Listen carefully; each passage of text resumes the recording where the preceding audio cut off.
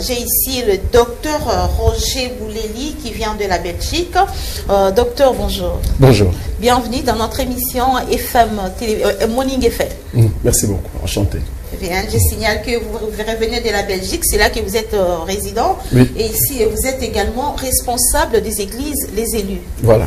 C'est répandu partout dans le monde. Donc, nous sommes en Belgique, en France, Libreville, donc au Gabon, Abidjan, Congo-Kinshasa au niveau du Katanga, Angola, États-Unis. Donc, nous sommes partout. Vraiment, voilà. C'est une église de réveil. Hein? Réveil ou réveiller, le mot église de réveil, c'est pas juste, normalement. Les églises de réveil, il faut le réveiller tout le temps. Nous ne sommes pas une église de réveil, mais nous sommes une église réveillée. Vraiment. Voilà. On peut savoir ces différences, église de réveil? Oui, réveillée. En fait, une église de réveil, c'est une église qui a été en fait réveillée une fois. Et qui est voilà. Alors qu'une église réveillée, c'est une église qui a toujours la ferveur dans la présence du Seigneur, c'est-à-dire ils ont l'enseignement, ils ont l'onction et ils ont la crainte de Dieu. C'est là-bas que nous allons peut-être chuter pour montrer qui est en fait un vrai chrétien. Justement. Après lui, il y a encore le frère Fortune Bala, l'habitué de Morning FM. Lui, il n'est pas beaucoup plus à présenter, mais je signale que c'est le président de la fondation Vérité ou Réalité dans l'Église. Frère Fortune, bonjour. Bonjour Madame Fifi Kalumbwe. Et bienvenue sur notre plateau Morning FM. Merci. Merci. Et aussi, le fils à papa, hein, il peut se présenter, tu t'appelles comment? Lionel Ngolo Maloua, c'est mon nom. Très fier d'être chez moi et surtout vous recevoir nos invités du jour, ça fait plaisir. Vraiment, merci beaucoup. C'est un plaisir pour nous d'animer cette tranche matinale avec Lionel Ngolo, le docteur Roger Bouleli, responsable des églises, des élus, comme je le disais. Il vous a déjà dit où est-ce que on peut retrouver ces églises. Et également, le président de la fondation Vérité ou Réalité dans l'église, le frère Fortune Mbala.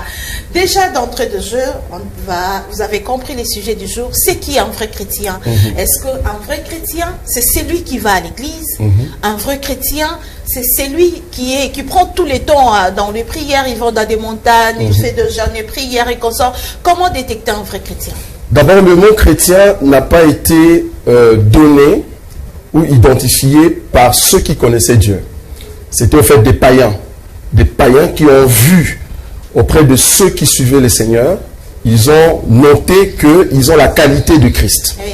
Ce sont des païens qui doivent détecter que tu as en fait la qualité de Christ. Voilà.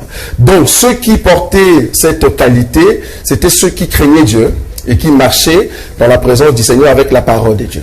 Donc un vrai chrétien, je sais qu'il y aura d'autres questions qui vont en fait venir après, tu vas remarquer que si je peux aller plus loin pour scandaliser peut-être beaucoup, un vrai chrétien c'est celui qui a Christ. Si tu as l'esprit de Christ en toi, alors tu es un chrétien. C'est pour cela que nous disons que tout chrétien qui craint Dieu et qui est arrivé à la maturité va aller au ciel. Mais cependant, il y aura d'autres chrétiens que nous allons peut-être développer prochainement. Ils sont chrétiens parce qu'ils ont Christ, mais malheureusement, ils ne sont pas arrivés à la maturité. Ils vont rater l'enlèvement. Vous voyez? Christ, comment détecter quelqu'un à Christ? Le Christ, quand nous disons Christ ici, d'abord, Christ est éternel. Donc, c'est pour ça que nous disons même David était chrétien. Bon, je sais qu'il y aura des questions. David, c'était un chrétien. C'est pour cela que David va aller en enlèvement avec nous. Je suis ici dans le livre de 1 Pierre, chapitre 1, le verset 10 jusqu'à 11, voire même 12. La Bible dit que tous ceux qui avaient l'esprit de Christ, ils faisaient des investigations pour connaître le temps, quand est-ce que le Christ viendrait dans la gloire et dans la souffrance. Donc, si tu as l'esprit de Christ en toi, donc tu es un chrétien. Mais, comment nous allons détecter cela? C'est dans le milieu de gens, là où tu vis. Les chrétiens doivent voir la chrétienté en toi. Ton entourage doit voir la chrétienté. Donc tu ne peux pas être un chrétien parce que tu vas à l'église. Nous avons vu des gens qui vont à l'église pendant 50 ans, mais qui sont encore des païens, des gens qui vont aller en enfer malheureusement. Vraiment. Le frère Fortune, la même question pour vous. Comment vous détectez un chrétien selon vous? Merci beaucoup Madame Fifi pour la question. Moi je dirais... c'est très simple. Il y a plusieurs éléments, mais je veux juste partager avec vous des éléments, je dirais, essentiels. Comment reconnaître si la personne est la Christ comme le docteur vient de l'expliquer. Vous savez, à la croix, dans le livre de Luc chapitre 23, à partir du verset 34, Christ avait prononcé une phrase en disant que « Père, pardonne-leur car ils ne savent ce qu'ils font. » C'est-à-dire, un chrétien, il doit d'abord avoir la capacité de pardonner et cette facilité de demander pardon. Justement.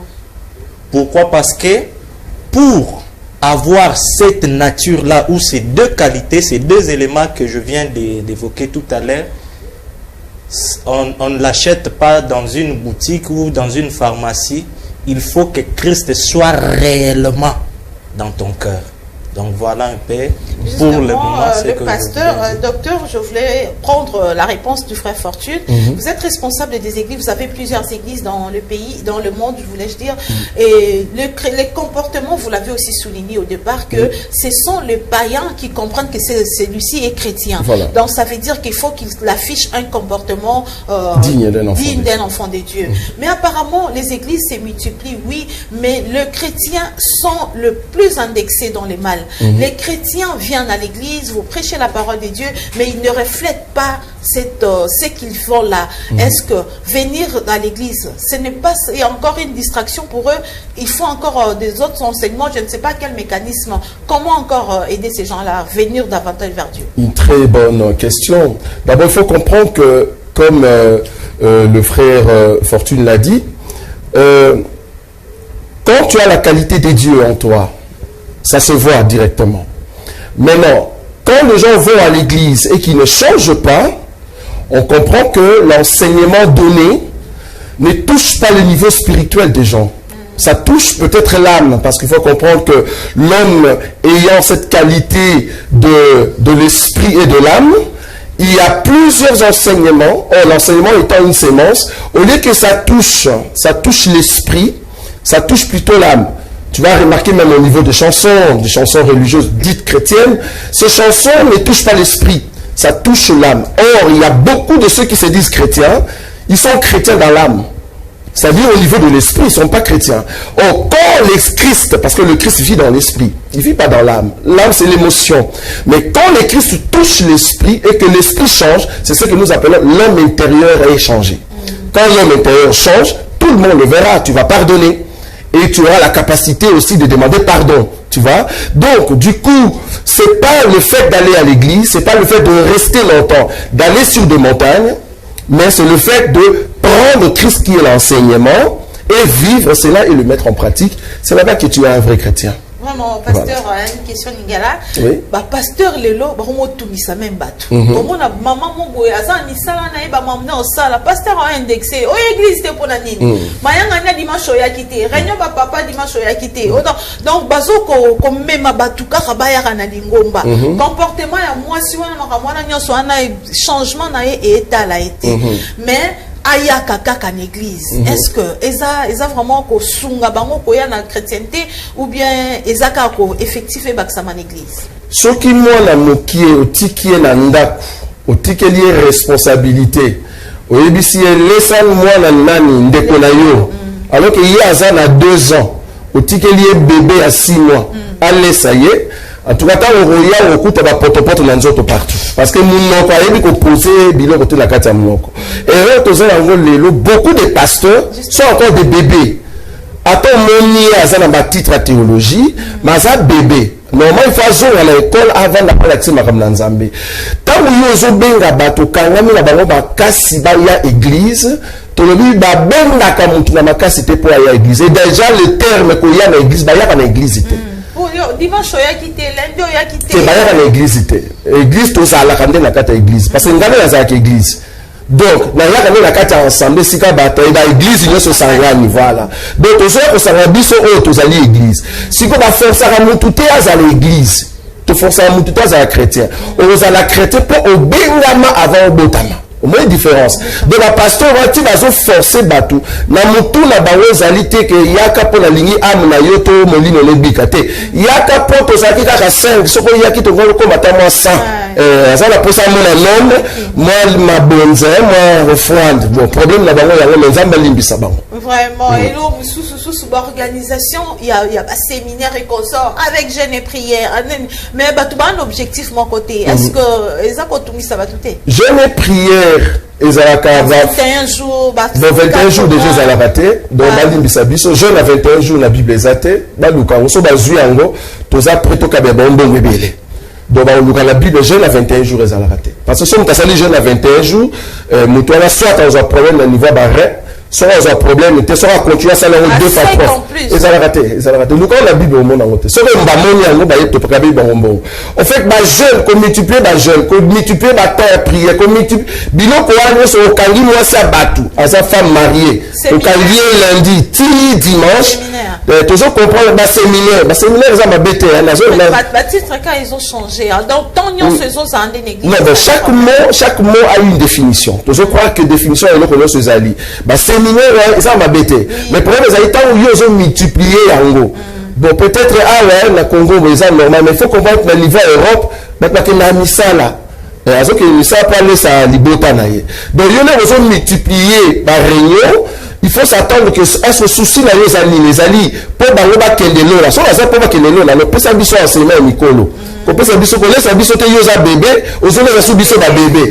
Donc, pour la porte-porte, et puis là, dans sa salité, il y a on pour ça là le bébé. Il faut que c'est un papa, regarde ton maman, regarde. Justement, je suis avec Lionel Ngolo. Lionel, nous avons le docteur Roger Bouleli, responsable des églises, les élus, et aussi les frères Fortune, président de la fondation Vérité ou Réalité dans l'église. Une question à eux, Oui, avant de poser la question à nos invités, je voulais revenir d'abord sur la question du jour qui est un vrai chrétien. Je pense justement la vie des chrétientés se plus dans la pratique. C'est là où le Seigneur attend plus de nous. Moi, j'aime un extrait comme le font les prêtres catholiques à la fin de chaque homélie. Ils disent justement, dans la pratique, le Seigneur nous attend beaucoup. Alors, c'est un petit constat, pasteur.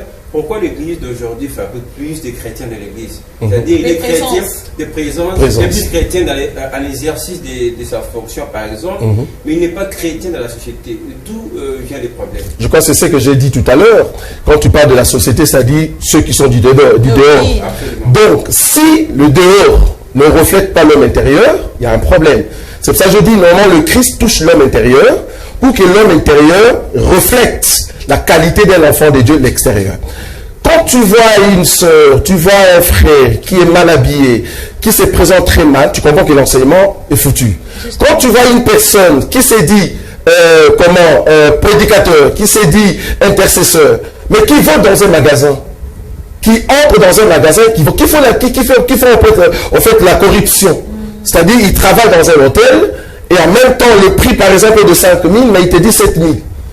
Mais il va à l'église tous les jours. C'est parce que l'enseignement qu'on lui prêche ne touche pas l'homme intérieur. Il faut que l'homme intérieur change pour qu'on détecte que tu es un chrétien. Et je le dis, on n'est pas chrétien à l'église, non. On est chrétien dehors. Il faut que la société témoigne que tu es un vrai chrétien. Donc, les œuvres. Je vais revenir sur la question de l'effectif, vous l'avez évoqué tout à l'heure ici. Oui. Pourquoi aujourd'hui l'église, la bonne église d'ailleurs est identifiée par rapport au nombre de fidèles? On a plus l'impression que la bonne église c'est celle qui a beaucoup de fidèles. Le pasteur Amouné, voilà, il y a beaucoup de gens. Mais pourquoi cette interprétation? Erreur, pourquoi? Parce que ça c'est le plan du diable en fait. Je m'aimerais vraiment l'énumérer ici. Tu vas remarquer Jésus. Jésus est venu dans un endroit, il a trouvé 5000 personnes. Ah, on lui a dit, ben, écoute, ici, ils n'ont pas à manger. Jésus a dit, ben, donnez-le vous-même à manger. On a amené 5 pains et 2 poissons. Jésus va faire la multiplication. La Bible dit 5000 hommes, sans compter les femmes et les enfants. Tu es d'accord avec moi? Ils vont déplacer et puis les 5000 vont suivre. Ils vont suivre Jésus. Ah, tu prêches bien, on a bien mangé. Jésus a dit, vous êtes venus ici, ce n'était pas pour le miracle ou la prédication. Vous êtes venus à cause du pain. Les 5000. Vous êtes venus à cause du pain. Moi, je suis le vrai pain qui vient du ciel. Celui qui mange ma chair et boit mon sang, il va entrer dans le royaume des cieux. La Bible dit, les 5000 sont partis. Donc, ils étaient venus pour le pain et les poissons. Mais quand il s'agit de l'esprit, ils sont partis. Jésus va dire aux 12, vous maintenant, pourquoi vous restez? Suivez ces gens-là. C'est Pierre qui va détecter, en fait, nous sommes venus non pas pour le pain et le poisson, mais nous sommes venus pour l'esprit. Il va dire, Seigneur, c'est toi qui as la parole de vie. Où irions-nous? Vous voyez? Donc on suit le Christ non pas par le nombre. On suit le Christ où on va dans une assemblée, là où il y a Christ, là où il y a l'enseignement, le vrai enseignement. Mais si vous allez dans une église, là où il y a la multitude de gens, Dieu dans sa pratique, partout, depuis les temps anciens, quand vous êtes beaucoup, il va toujours envoyer la persécution pour vous disperser. Une église qui reste toujours nombreux, comprenez que l'enseignement qui est là, c'est un bébé qui prêche. Très bien. Alors, Pasteur Fortune, une question. On va quitter un peu l'effectif pour parler cette fois-ci du miracle qui attire aussi les gens. Est-ce que c'est mal de prêcher les miracles? C'est mal pour une église qui se base sur les miracles? Vous savez, mon frère Léonel, la Bible est claire. Christ va dire, voici les miracles qui accompagneront ceux qui auront cru. Dernièrement, j'avais du mal dans mon cœur. Vous avez reçu ici dans ces plateaux voilà, prophète. Pour lui, les miracles, c'est tic-tac. Voilà. Tic-tac. Bon, sans pour autant citer son nom, mais c'est déjà un agent du diable. Donc, parce que les miracles, c'est comme une surprise. Donc, le miracle ne peut pas précéder la prédication. Parce que dans la prédication, on présente Jésus-Christ. C'est lui qui opère ces choses-là quand il veut, comme il veut. Je vais vous donner un petit témoignage. Un jour, j'ai sorti de la douche et du coup, mon téléphone sonnait. Il y a une sœur qui m'appelait à partir de la France en criant « Hey, frère, Ozaya Nzambe. Oh, maman, les Camboniques, na bande Rolande mission na biku na koibo na mon lokola moto moko nazali na problème na lokolo tout. Sko maman Fifi bisanga, moi je sortais de la douche et fort nini o ngana sali ngana Kinshasa yekuna pour kasala amona zwa guérison. Donc c'est pour dire déjà mon frère, comme nous parlons, le thème c'est comment détecter un vrai chrétien. J'ai béni le Seigneur pour le docteur Roger. Vous savez, avec l'autre confrère, le pasteur Fisson, je le salue là où il est. Nga méchant nanga, sainte colère nanga, ils aura toujours contre ba prédicateur, ba responsable, ba ministre de Dieu. Pourquoi? Parce que n'a pas un miracle, bangonde mutubaza ba séducteur. Donc c'est pour dire que tozana ba Simon des magiciens ébélés, baza ko provoquer étonnement ya batu, mais en réalité baza na Christ té. Mais par la grâce de Dieu, tant ba vrai ministre bayaki. Donc là bas Philippe avant renfort il y a Pierre et il y a Yemoko les Simon les magiciens a comment ils sont étonnés pour la romona bas surnaturel original il y a là mais ils allaient qui précédait d'abord na prédication. Donc c'est pour vous dire mon frère Léonel, les lots miracles ils ont mal prêché. D'abord on ne peut pas prêcher les miracles. Miracle les éléments auto constatera yango et brusquement parce que c'est Dieu, c'est Christ qui opère les miracles quand il veut, comme il veut. Donc comme indice, moi je ne dirais pas comment reconnaître un faux chrétien, mais pour reconnaître un faux ministre de Dieu, parce qu'un seul ministre est capable de séduire toute une bande, toute une foule de plus de 200 fidèles. Alors si vous allez dans une église, bomoni pancarte à Mounene, les 19 au 31 décembre par exemple, venez voir, dit Kotak, Boyana Bakoka, Boyana Baveg, aucun gauche, droite, quand vous dites ça, vous donnez la responsabilité au pasteur. Ne voulez pas dire par exemple qu'aujourd'hui l'image ou la conduite des chrétiens présente l'image de son pasteur. Mais c'est ce que le docteur vient de dire. Quand le prédicateur était bébé, conséquence ces années. Problème Yamaka, c'est pour que tous soient fidèles. Moi, je condamne les ministres de Dieu. Je dénonce, nous dénonçons par la grâce de Dieu leurs mauvaises pratiques. Même la Bible, oui, il y a même des bons pasteurs aussi. Au moins, le problème, Tozarango. eza il y a ba pasteur na ba chrétien. Pourquoi? Parce que au moni batu o ebele bozo mona bazo ya kotondisa o bolobi d'église autre fanaïb ça ibineza ba cimetière ba boutique. Comment expliquer une église ba cha carte des membres au pasteur a signé ranase?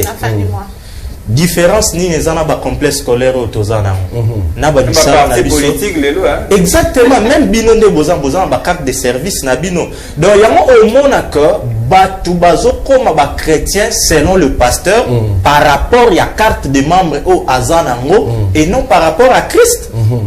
Or personne ne peut venir au Père sans passer par Christ, ce qui Christ a attiré était.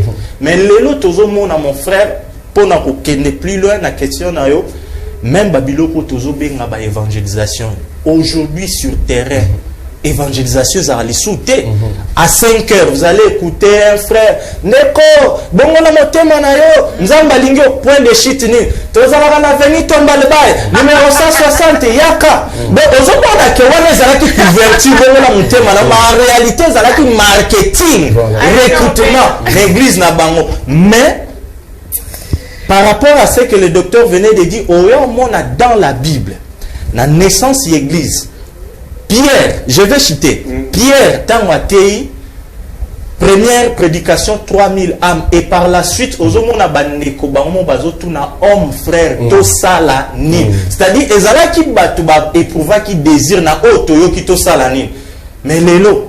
Et comment na ba église na biso comité a suivi maman yo beti de dimanche ozo ya église c'est-à-dire nous tandanga na ya ka bon pour la monnaie nous kambia ba maman ya ki me yemo na mutema na ye ayebi importance ya communion fraternelle et vous direz qu'une telle personne a chrétien non selon les gens et non selon Christ mais de renforcer la raison parce que les kambo comme les engage juste le 31 décembre si toi ba église ya ko ba enveloppe donc frère wana a connaît des parcelles mobi mais tikala kanga et puis kalinga tina fenêtre na la soie de reconnaître que là la bêtise de cara so le moment na ba bêtise en sous mingi yango na sala mo express surtout ba décembre na otama na ba transport en commun bango bazara neni na ba bis ya nzambe tolobi amen sko ngana zalaka la seule personne ou afan na boazotal parce que yebsanga na kata bis tant yo lobi nzambe lobi amen même sorcier zawana on dit maka amen donc bazana ba tactique moko boye ba stratégie moko ozo mona ke ezo toucher na âme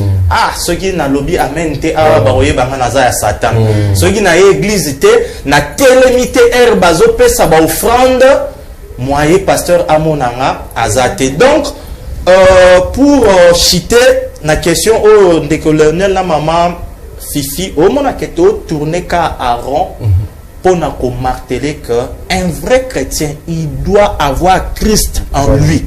Na question indice na début à deux éléments. Na croix ce que le docteur venait de dire. C'était la même foule, les juifs là, oh Christ allait saki, ba sepel ba tieli kutu libaya, babi que non yo pena to moni César yete donc yo pena des rois au biso to bande gozela. Yesu aboyi batikali 12.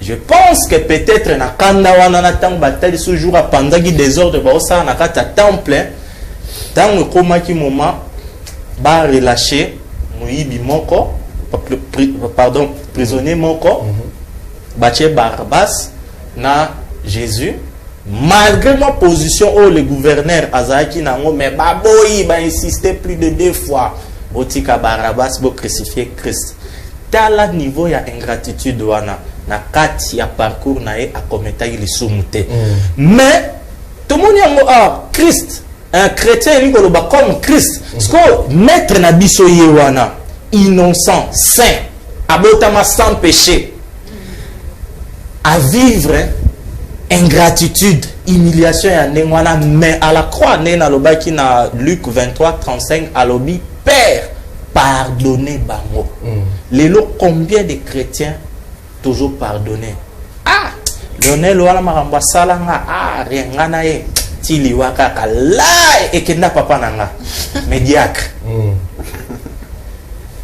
te ye maramba salanga mbongo nanga likelemba na lingaki na kendela Dubai amelanga chenette nanga munene wana jamais ngata nguluni na se na kolimbisa ka ete donc mutu soka yebi ko senga pardon te. Non, pardon, il y a hypocrisie. Pardon, quoi? N'a dit pardon, kasi. Un pardon sincère. Oyoyo. Oyebi, mon frère, non, souk sa photo le baka avec des exemples vrais. Parce que dans la marche chrétienne, il y a les hauts et les bas. Il m'est arrivé un jour dans ma marche chrétienne, na commettre qui bêtise. Parce que les gens pensent que quand on est prédicateur, on sert Dieu. Non. Toza kokuri ko atteindre stature parfaite, il y a Christ. Na bêtise on a commettre qui na ye verbatu pour que na senga bango pardon des frères en Christ, je vous dis. Peut-être que monsieur baolandanga mama fifi. Au moins a pena oye aussi milliers. Baboy ko accorder au pardon. Mais ce que j'aime avec Dieu, puisque mon pardon était sincère, et aujourd'hui je vous dis, même dans le ministère, même sur le plan social, je l'ai dit à la manière des hommes, donc c'est pour dire que voilà, mais ce n'est pas biblique la phrase là. Pour le prédicateur, bien aimé, la Bible dit le pardon est une puissance qui libère. Ok, Fortune, on va revenir à vous. On va d'abord prendre une pause avec cette chanson que va nous proposer la régie, Gelor Mouya. Donc, on peut maintenant inviter la bisoto, mais la moi, so ibongo, de revenir sur le débat parce que le moni débat est à Makassi avec le frère Fortune et le docteur Roger Bouleli. Gelor, une tranche musicale.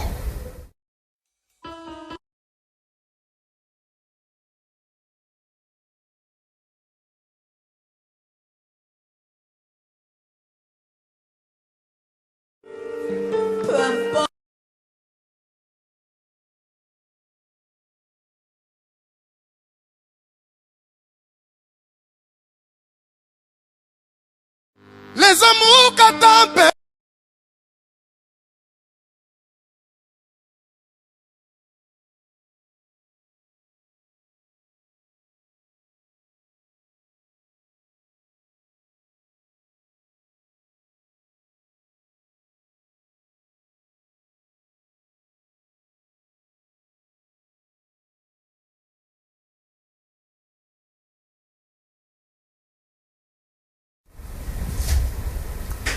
Et voilà, nous sommes de retour. On va encore répondre les frères Fortune. D'abord, une question. Oui. Frère, en vous entendre parler, aux akako, ko indexé ba homme de Dieu. C'est comme si ba on est bazo ko détourné baté na nzambe. Donc c'est comme si ba on est ba aider ba paté ba comme ba frère chrétien va t'entendre parler. Oui, maman Fifi, pourquoi? Parce que dans Matthieu chapitre 24 au verset 24, la Bible dit qu'il y aura réveil des faux. Donc, nous vivons une période où yo biso vrai fiancé actuellement. Où tozana huile, tozana misu, tozomona, tozana lumière, il y a Christ, tokoki kokanga mono côté. Parce que réveil ya bafo wana, objectif na bango ezani Bible ezolo ba s'il était possible, ba koluka ko séduire même des élus. C'est-à-dire que biso ba par la grâce de Dieu tozu lumière ya solo soki to kangi munoko kolo a osenga biso makila ya bandeko oyoyo ba za kokoya na ba piège na bango. Alors ndena utai koloba nazozongela ngo peut-être na phrase mususu diable mama Fifi na bandeko bozo landa biso ndeko Lionel ayebi que to yebi ba cimetière oza surtout to banda limité première rue qui est na 17e. Ndeka tozan na boulevard à église, il y a moins de 200 personnes exactes. Bon, contredire ngate. Parce que on y a sur mon église par exemple na tronçon à limité sans citer les noms, ce sont des cimetières. Parce que ne ba benga ngo ba temple si to lobela ngo que temple ezalaka na ngote. Ezalaka moko car na Israël oyo batunyo so fallait ba longa ba parce que tu expliquais que ezalaki divisé na 3 parties mais ba bâtiment ezalaki belo to bando benga ba synagogue. Donc du coup eza ba cimetière ba dépôt na bango tozo bonde la sociale à Congo ebonga to bando ya bomba ba fufu ba masango utina ba mande na ona bandundu oye obombi en place wana. Skoyo chef à cimetière wana o azana 5000 personnes na simana ina be kanje ya boye bibango. azana nzambe te ye moko aza bébé Simon le magicien azosala ba miracle moko ya lokuta automatiquement ba âme ya batu o nyonso bazana sima na ye je dirais à 90% bazala séduit seulement 10% oyo baza ya nzambe nde bakosaila o Bible lobby sortez au milieu de mon peuple ne prenez pas part à ces choses alors il faut tobeta c'était maman Fifi chaque jour matin midi soir toza kotal saba na nzambe yango moni même ezaka kombo ya fondation na biso vérité ou réalité c'est-à-dire toutes les réalités qui se passent aujourd'hui dans nos églises, dans nos assemblées, dans le milieu évangélique doivent être confrontées, comparées. Tout ça, le parallélisme, il y a la réalité, il y a la vérité biblique. Dès lors, Tomonio le long de l'église à Yesu au Sengibiso dim par exemple. Tomoni apôtre moroté à Yesu alia qui dim. Tolobi ke papo beti mabe, olobanino to fini musali nanzam. Yo lobio le 31 décembre. Tozo clôturer année au moment où Christ a été publié une année de grâce. Oyo mutoazo kota ngotango ayambi Yesu et koza clôturer l'enlèvement. Yo olobi que non année o eza année spéciale yaka na enveloppe y action de grâce. Oko parcourir ko dans l'Ancien Testament na Nouveau Testament enveloppe comme billet de banque. Action de grâce. Et ça la action de grâce, c'est la prière, il y a remerciement quand tu pries en langue, tout. Donc, action de grâce n'a rien à voir avec les billets de banque. Par exemple, yo, au lobby que non, bon, tant boti moana, azala ya mwasi, azala ya mubal, azala liboso, azala ya mine, te présenter na temple. Bon, entre guillemets, on suppose, bien que ça faut wane za ba temple. To zonga na loi. Dans la loi mosaïque, on présentait tout mal premier-né. Nous sommes au nombre de 5. Si on était en Israël, on allait présenter notre frère aîné. Maintenant, na quatrième, na cadet na biso, biso nyos, ba présenter biso. Na l'église protestante, wana o nyos le lotozo benga ba cimetière. Parce que derrière toutes ces cérémonies, ça élève l'homme de Dieu à la titoge loko la Superman alinga pungwe, pour éviter na souka na ngo enveloppe. Vraiment. Non, place méchant na biso ezali. Ok, merci beaucoup. Ça paraît spirituel ces pratiques là, mais en réalité ça n'a rien à voir na maloba na nzambe. Maman Fifi, parce que la vérité boy toka monoko toke na ngona lolo. Vraiment, frère Fortune, pasteur, docteur, je reviens à vous. Frère Fortune, on retrouve le marababa enveloppe, koya opesa et consort à l'obéli et à mbongo. Quelque part, au lobela qui paye par rapport à comportement, il y a chrétien, c'est-à-dire faut refléter comportement chrétien. Moi, par exemple, l'antenne de Goloba qui 5 000, il y a 7 000, il y a 2 000 francs. Na musala yibi à commettre péché, mais beaucoup yiba mususu et ça par rapport il y a multiplication, il y a enveloppe au pesa na ba église. Est-ce que ndenge na kota na ngamba faire fortune, ce ne sont pas les hommes de Dieu qui n'aident pas aussi les chrétiens les fidèles ya kozala ba vrai chrétien. Je crois que le frère Fortune a pesi bango combo hein, bon yozo benga ba homme de Dieu. Bon problème est toza na lelo ezali muto azali na qualité à mais obengi qualité wana. Azal informaticien pour la Congo la mona mo passer les mécaniciens de ma yebi. La robe monsieur mutoka. Azil Mercedes a comme ça on fait.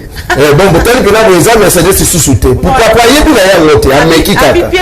Voilà. Donc toza ba pasteur de bazabo. Donc ba pasteur oyo na makamanza ba yepité. Ba boti nzunzu. On va bien nzunzu. À côté c'est explique à bien simba. A dit ce que simbi na lote aussi mo maté à mo ils ont woti na morté. Bah enveloppe on va coller ici. Tant aucun la Bible au monde a voté. Dès qu'on te vendit. Bataille au bataille avant. Les Paul et les autres remarquez dans le bazar qu'on vend dans la CTT là bas offrande. Non, bah on vend dans la CTT à bombe la moupe qui est de l'eau là. D'autant qu'ils ont multiplié dans l'enveloppe, tous on comprend que ce sont des commerçants. Et tous on va commercer de là bas homme d'affaires. Comment se fait-il? Église Bandaki na 1985. Tu bandaka biso sur 5. Tu vas dire qu'on pousse à la tête comme à 1000. Car il y a passé dans l'équipe de la bonne église. Mais il y a un monde il y a un bandaku, il y a un mituka. Et puis il est marqué dans l'église. Tant que tu as bâtiment, et là il y a un salle. Azu bâtiment sur la Kalabengani Baro.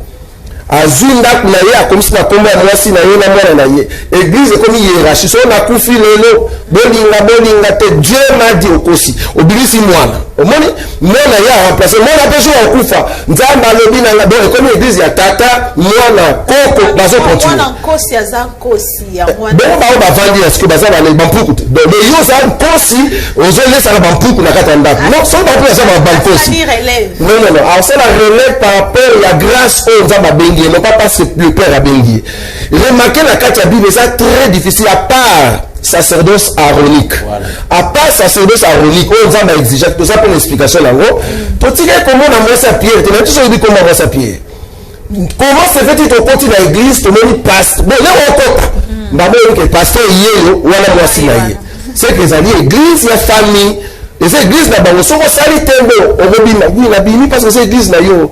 Donc c'est un ensemble, tu n'as pas tête.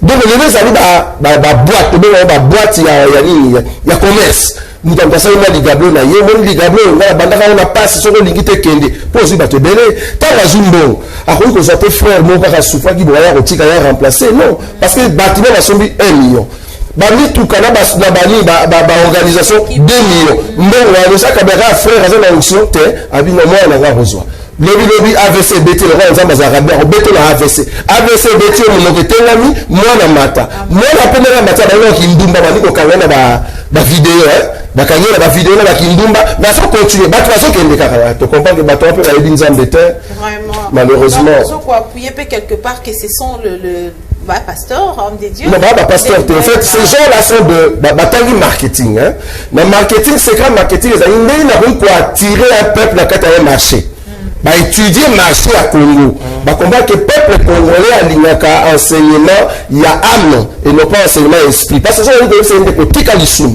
ko tambola boyete ko yibate a obima l'église ya zo c'est la personne ate simbi le lote et ko simba on a ta costume te ngala so ebisa on a fait un mot on a ta moka ya zo linga bongo on peut ça ba espoir ya ndewa ndo mo ba tondi mais to bi ke ya ngate na lola il y a une église ou encore dans un bébé spirituel. Dans un niveau et belé quand il a bango au bayebi nzambete, ils vont rater l'enlèvement malheureusement. On s'appelle responsable de l'église. Tant que batu bayaka dans l'église, un objectif est là. Dans un responsable d'ensemble parce que dans une grosse différence, il y a une ensemble des églises, na église yemo.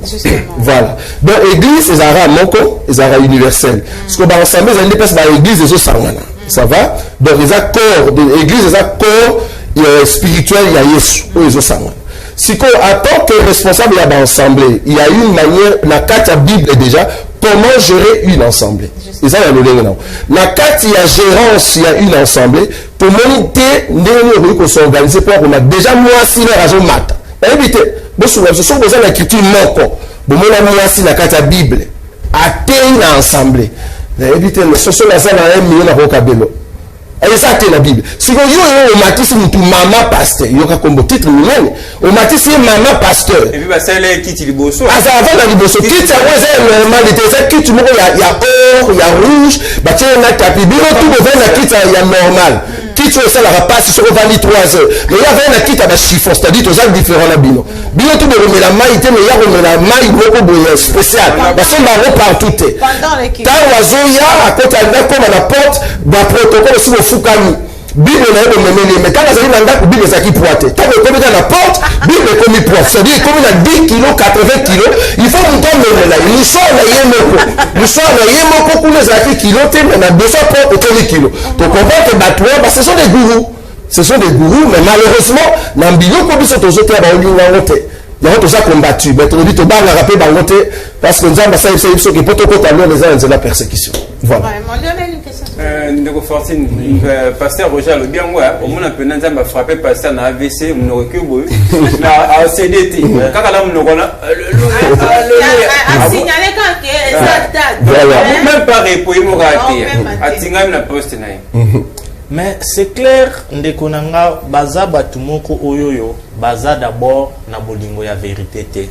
Na Bible rumona bajara batuana eza roi ba pharisien ba kotilo la te po mitema na bango eza mabe c'est-à-dire ba bona bango ko respecter loi Christ aye ba reconnaître été mais baza pe ko empêcher batu mususu pona okota na royaume. Pasteur Monoko etengami pourquoi? Parce qu'il prêche tous les jours. Toye biango na pesaka indice moko parmi ba cimetière où ils ont alimité. Ils ont un cimetière moko au chef de cimetière nango ayemba rapé.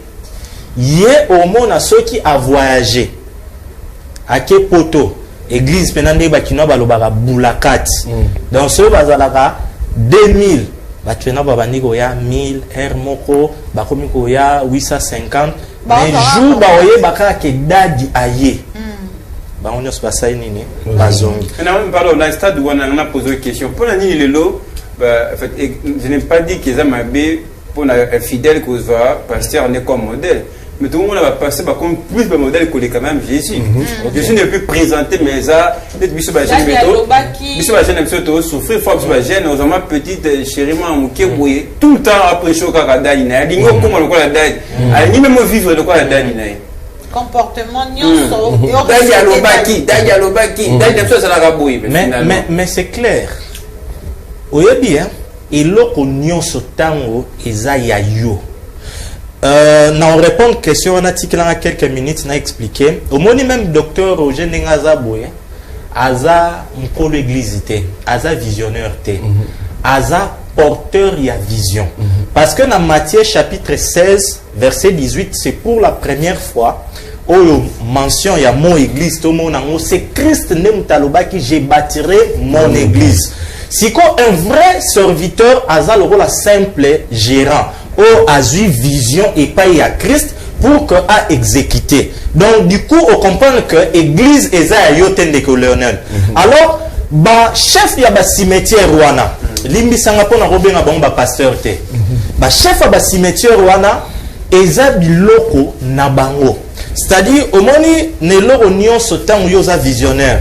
Topé ça exemple par les boss Maloua azolanda biso yemutaza mukolo chaîne. C'est-à-dire confort au bozana munyo so bosala eza par rapport ya vision nae.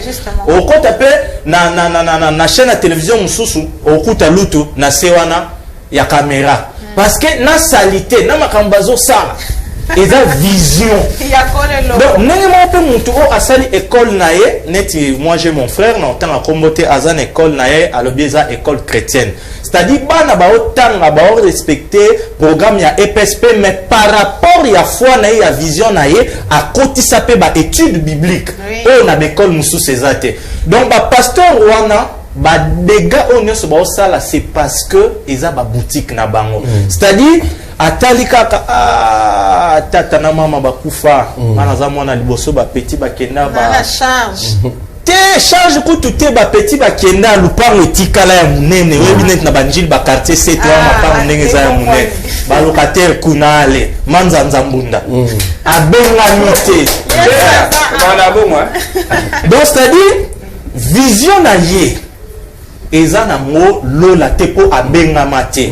Vous pouvez imaginer Nanjil Petro Congo. Il y a un serviteur de Dieu. Aya boyebi samuninga na netibwe docteur mais oyebi ke ngai 2 mois yango na futinda côté au 3e mois donc garantie zo ke maman lupanga zo changa makele etikila ngai une semaine pa na ona beta séminaire ko.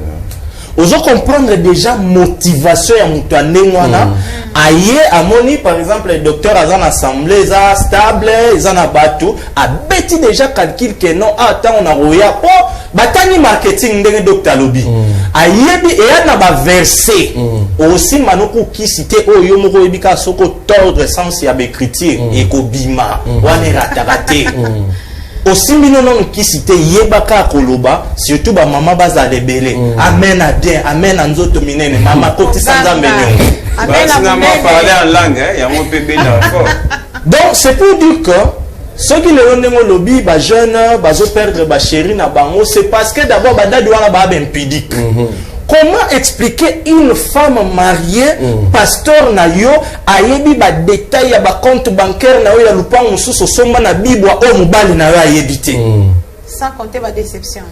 Au moment où la Bible na fond la parenthèse instituteur ya mariage et zanzam et les témoins fidèles il y a les 2 alliances du cœur parce que mariage alliance et ça ano otola taraté. C'est Christ. Les témoins fidèles, c'est Dieu lui-même. Mais nous, au moment où pasteur va commis au centre de tout. Au centre de tout. plus loin moko na njil nga na zela kabango na famille na nga jour wana ba olaksanga na ba chaîne ba laksaka ba kuluna po bokoya ko sana nga démission na prison maman po ba bêtise eleki comment imaginer maman Fifi ozana ba fille na oya kitoko obali simoko lokola yo na papa bosambelaka na église wana Dr Siko dadi na bino alobi ke non biso to nyokwama tant ba famille na bino ba oloka bino donc parents nyonso osambelaka soko balisi mwana o 10% ya dot sko yebisanga batwe balobi amen mususa que plus loin ceux qui na funa ceux qui wap alobi désormais olingi bénédiction nuptiale na yo esalama a latisanga vesta sika latisa pe ma pasteur ce sont des choses ezolobama amen pourquoi parce que alobi tata moi ça zo gili puta maman prière ta mariage c'est pour dire que la question de Lionel exemple européen c'est belé donc son monde nous ça la bêtise ba comédie en ndengwana ayoki sonita la tata kagoul abimise longinae yeba que abenga mate parce que bible ezoloba eza son ya koloba makambo oyo bazo sala donc normalement mutu oyo abengama nde to ute koloba il faut apprendre conscience que ndenge nazabwe un jour na oleka na jugement Christ a retourné na grâce o na pesaka parce que na Matthieu chapitre Ephésiens plutôt 4:11 tozomona Christ mutasali badon il a donné les uns pour être docteur apôtre évangéliste pour le perfectionnement des saints na kati ya perfectionnement toza na réparation na préparation c'est-à-dire bana nzambe o bazala détruit na masumu il faut réparer ba âme na bango bazala d'abord en ordre devant Christ et puis ko préparer bango parce que tout chrétien a un appel non ministère seulement ya parole tozana ba appel ebele c'est-à-dire mutu siko oyoyo abongoli mutema te akozala préparer ndenge nini po ayebi Yesu te akoservir nan donc yango zomona méchant wana nyonso et kitaka kapa ya ba faux pasteur parce que lokola lola eyebi bango te bango pe moyeba mema batuna lola ezate mon frère justement encore retourner du côté de la régie tu reçois sous pasteur sous mais à TAK avec ma conseil tu dans moins instant et à avec le pasteur John et on va se retrouver pour chiter parce que tu comme une souka minute c'est comme une souka aussi ça tranché allez le bien que maramba le baiser belé tu aussi ça vient sur les lots mais on va quand même se retrouver pour le dernier mot. Gelon Bouya, pasteur John.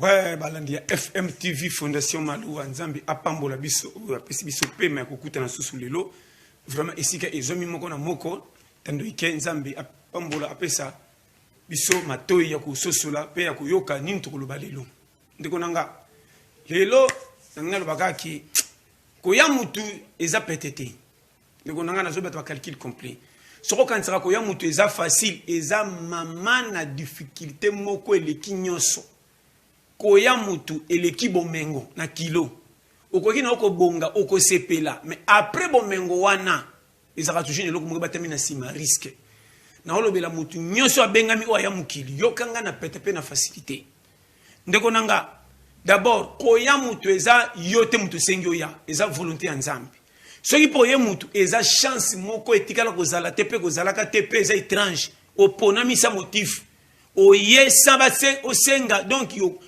tala netinga na comprenate mamoko na bima mutu na kamwaka soki papa na biso mama biso balingana te nangana ya mais na nzela mususu mais le collègue na côté yelela c'est que na lingama depuis avant qu'il salima yokanga très bien batu baeba ko reconnaître bolamu Nzambe te na ndenge nini koya mutu obongo bonga te eza lo ya ndenge chama soko ya na liste batu babonga te ne pas dit que kozana ba difficulté belé na kozanga nanga makoki ya kobima malamu liboso batu pona somba mutu kate ndaku te tutu mais ne pas dit que na kozanga kimia na place Nzamba ko changa na koza toujours que na za à l'aise pourquoi soki Et voilà, de retour sur ce plateau, c'était là le pasteur John était à péter. Tozongi to continuer si j'ai l'habitude, on m'a invité l'habitude.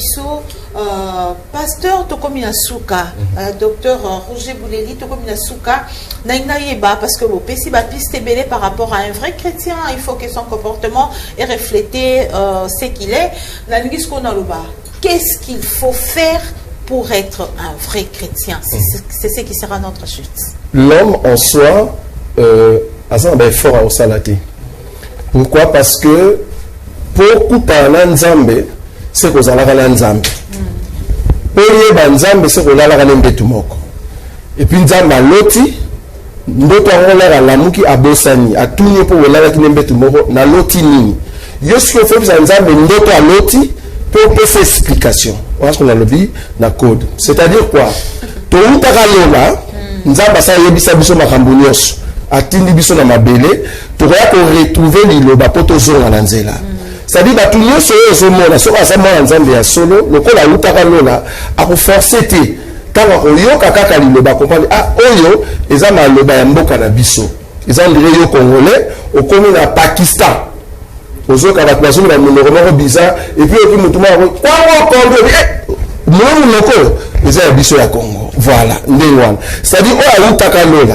Tant oiseau tambour na mokilio. À côté de l'église au noir satéak. À côté de l'église au pasteur appelle ça la professeur le kuta. À côté de l'église au pasteur a dit nazo mona yo ozo le déjà chemise que le la pantalon pardon et to lui au professeur ndengeni les ala raté. Donc on comprend que makambo nazo yo ka déjà wa eza ya royaume la bisoté. Si mokola ko ya ayoki abi tala le la biso yango. Munoko ya mboka. C'est-à-dire langage et enseignement. C'est là-bas que nous a commencé à le solo pour comme la maturité pour matin.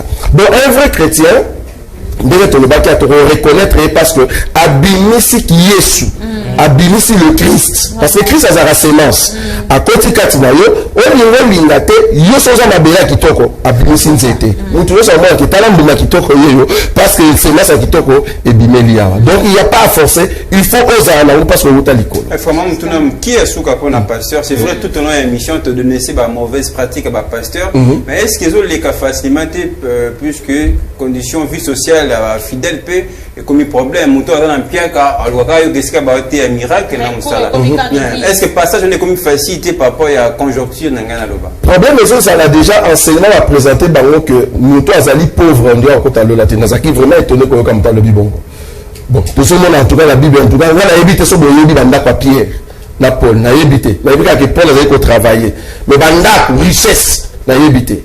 Parce que tout ça riche en Christ Jésus. Tout ça riche dans la bien matériel. Pour ça la bien matériel, qu'un détail. Sur le temps de classe, aux îles, à celle d'affaires, aux îles, à la rambo, aux zambos. Mais richesse au but, nous avons fait la vie spirituelle. C'est un mouton à la difficulté. Sauf qu'il a mouton à la tchèque, il a l'église, il a passé dans l'hôtel, il a espoir. Au moins, enseignement, dans un peu, ça a espoir que ce que Simbi, l'hôtel, le Simba, à s'accrocher dans l'enseignement, et qu'au but, qui c'est qu'on a âme. Mais lui, il est bicate.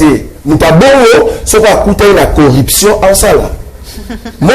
Parce que yo teke na mambongo sika koti na kata bis mo babi ngamani e simbe te ko simba kaka mutatiki saka mbongo akita bosani mutana ozo sa saki wala te abi nzamba pambo ninga yango ayibi tu vois parce à côté la corruption bon ce qui se met toucher l'esprit mutana biki mais ce qui toucher ka âme c'est-à-dire la passe na ngai tala se met bien yango c'est l'âme donc mutana obikate. Frère Fortune, en quelques mots, parce que minute ceci livre, votre mot de la fin. Gouvernement na nyosoana. Il était peut-être que l'église est comme une belle les faux pasteur Tony parce que moi les